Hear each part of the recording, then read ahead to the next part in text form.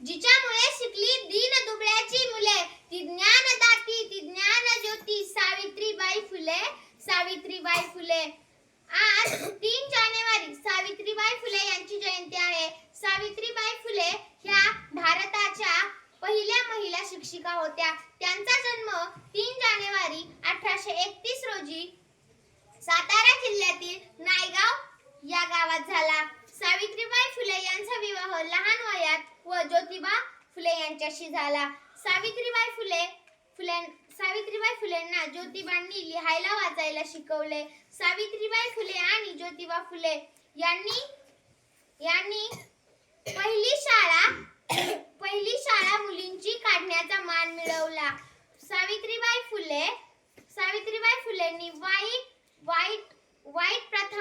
वाईट प्रथांचा विरोध केला. 10 मार्च 1897 रोजी सावित्रीबाई फुले यांचे निधन झाले. त्यांना मी कोटी कोटी प्रणाम करते आणि इथेच थांबते. जय हिंद, जय भारत.